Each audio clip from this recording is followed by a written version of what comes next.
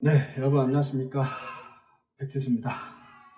지금 이제 방송 출연하러 이제 나가야 되는데요. 방송 출연 나가기 전에 오늘 시장에 대해서 이야기하고 나가봐야 될 것 같습니다. 사실 지금은 뭐 시황이 가장 중요하죠. 시황이 가장 중요하고 뭐 실적이 좋게 나오는 종목이고 뭐 앞으로 업황이 좋고 이런 거랑 상관없이 현재는 이제 모두가 얻어맞고 있는 상황이기 때문에 시황에 대한 이야기를 해야 되는데, 사실 이제 어제 또 경기부양책이 나왔습니다. 예, 천조, 천조에 대한 경기부양을 시작하겠다, 뭐 이런 이야기가 나왔고, 그리고 지난번에 금리 인하하고, 그리고 그 이후에 기업 CP 또 매입을 해줘야 되는 거 아니냐, 그러니까 거기에 대한 응답도 나왔습니다. 연준에서 CP 매입을 하겠다라고도 발표를 했죠. 근데 이제 오늘 시장이 나스닥 선물이 급락이 나오면서 아시아 시장이 또다시 같이 급락이 나오면서 마감이 됐습니다. 우리 코스피, 코스닥 모두 급락 마감을 했는데, 도대체 이게 어떻게 되는 일이냐, 어떻게 미국 정은 반등 나오지 않았냐. 어쨌든 추가적인 경기 부양책에 대한 이야기들이 나왔고, 그에 대해서 화답을 하면서 저점에서 그래도 반등이 나왔는데 갑자기 하루 만에 또 급락하는 이유가 뭐냐, 이제 그런 이야기들이 많이 있고요. 특히나 오후 2시 기점으로 해서 오후 2시 이후에 급격한 급락세가 나타났죠. 그러니까 이제 그 부분에 대해서 뭐 어떤 이야기들이 있었나, 이야기가 나온 것들이 있었습니다. 일단 홍콩에서 나온 루머라고 하면서 돌아다녔던 이야기가 있었는데, 그거를 그냥 그대로 오늘 루머 내용을 읽어드리겠습니다. 미주은행 뉴욕 지점에서 받은 정보로는 48시간 내에 뉴욕이 셧다운이 된다. 그리고 뉴욕으로의 민간인 진입이 제한될지도 모른다고 합니다. 또 다른 은행에서는 해당 은행도 BCP 체제를 검토 중이고, 월급뿐만 아니라 거래소를 통한 거래가 정지 상태, 서킷 브레이커가 아니라 아예 거래가 정지 상태가 될 가능성이 배제할 수 없다고 한다. 2000년도에는 처음 있었던 일이 될 거고, 1991년도에 사담 후세인에 의한 전쟁으로 인해서 거래소 거래가 정지된 적이 한 번 있다. 이런 이야기가 돌았는데요. 자, 이거는 또 이제 제가 직접 아는 건 아닙니다. 제 친한 우리 그 한국경제TV의 모 PD님이 그 월스트리트가의 제이슨이라는 친구가 있거든요. 그래서 제이슨한테 빠르게 물어봤습니다. 물어봤는데 돌아온 답변은 개소리 하지 마라. 한마디로 루머였다라는 이야기인데요. 근데 이제 실질적으로 그거는 맞는 것 같습니다. 그러니까 이제 아까 이제 이야기했던 뭐 뉴욕이 셧다운에 들어가고 뭐 통행 금지되고 뭐 이런 부분들, 그리고 거래소가 멈추고 그런 부분들은 루머다, 이렇게 보시면 되겠는데, 실질적으로 이제 격리 조치 들어가고, 그 다음에 통행 제한, 그리고 외출 제한, 이런 것들은 실제로 나타날 일로 보여집니다. 오늘 밤에 아마 정확한 어떤 이유 때문에 주가가 하락했는지는 아마 미국 시장 열리면 우리가 알 수는 있을 텐데요. 근데 이제 오늘 나온 이야기로 치면은, 사실 이제 뉴욕에서도 특히나 이제 연방정부 같은 경우에는 공무원들, 연방정부 공무원들은 전부 다 이제 대면 거래는 중지하고 자택근무로 돌렸다는 이야기가 이제 나온 게 있고요. 그리고 격리가 이제 시작된다, 이런 이야기가 나오고 있습니다.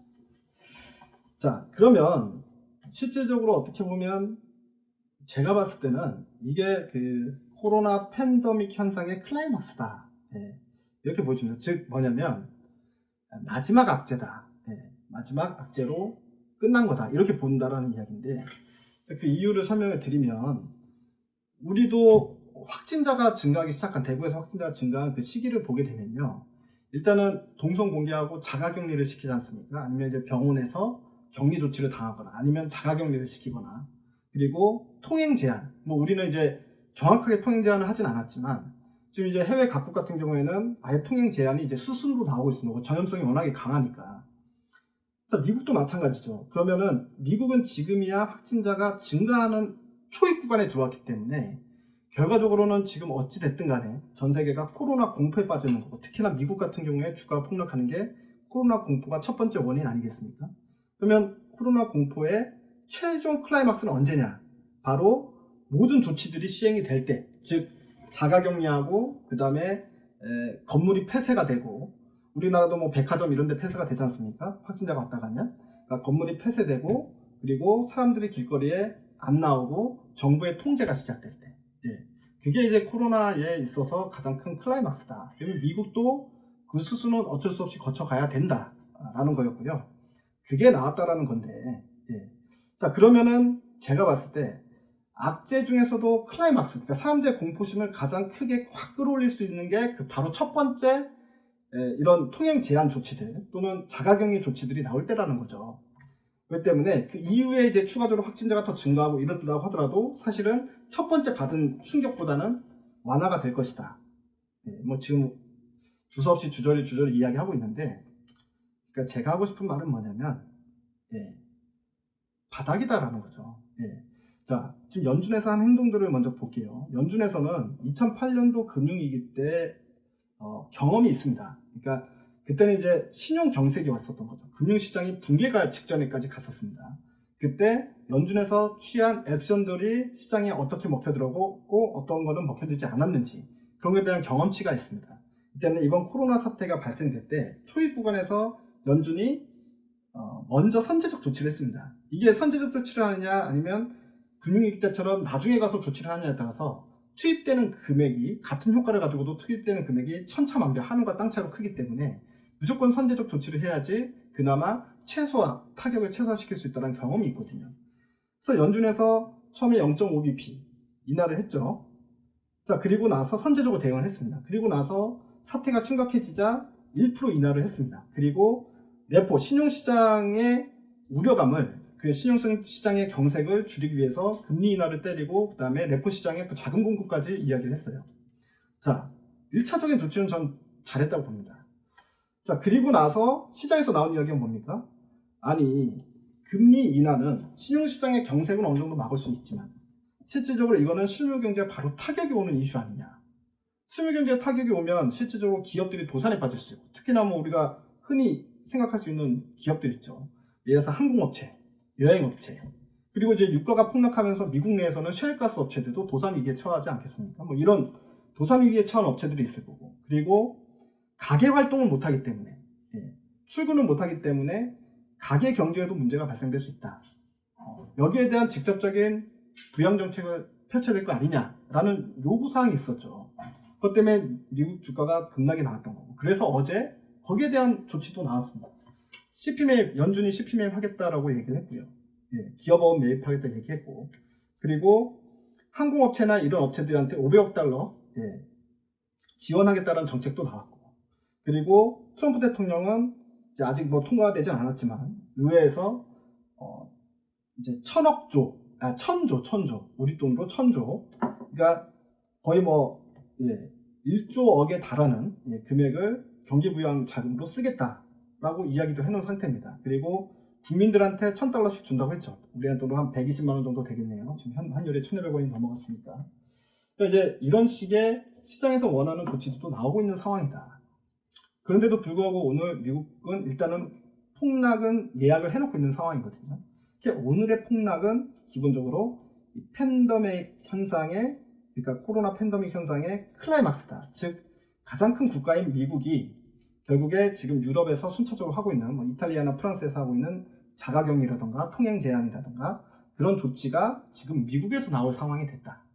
그렇기 때문에 마지막 폭락으로 보는 게 맞지 않나 이렇게 생각이 들고요. 여러분들한테 뭐 희망을 드리고 기운을 드릴 수 있는 말은 딱 한 가지밖에 없습니다. 여러분들이 주식을 들고 계신 분들이 이걸 보고 계실 텐데, 들고 계신 분들이라면 무조건 버텨라. 결국엔 시간만 투자하면 결국엔 올라온다. 근데 올라오는 정도의 수준이 사실 이제 4월달 정도가 전 클라이막스라고 봅니다. 4월달 정도가 되면 백신이 나오든 백신이 안 나온다고 하더라도 백신이 나오든 아니면 세계적인 확진 증가세가 주춤해지는 시기가 온다. 그러면 시장은 V자 반등이 나올 수 있다고 생각하기 때문에 몇 달 기다려서 다시 지수가 원위치까지 갈 수 있다. 원위치까지 간다라는 거는 금리 인하하고 재정 부양 정책 쓴 거는 그대로 남아있는 상태에서 사실 코로나 문제가 해결이 되는 기미가 보이면 시장은 오히려 떨어진 것보다 더 많이 올라갈 수 있다. 이렇게 희망적으로 생각하는 게 좋을 것 같고요. 현금을 들고 계신 분들이라면 뭐 생각할 게 뭐가 있겠습니까?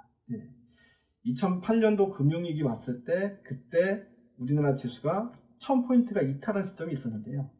그 지점에서 주식을 매입하는 거랑 똑같은 이치다라고 생각하시면 될 것 같습니다. 즉 앞도 보지 말고 뒤도 보지 말고 무조건 질러야 될 타이밍이다. 이렇게 말씀드리고 오늘은 요쯤 하고 바로 방송국으로 출동하도록 하겠습니다.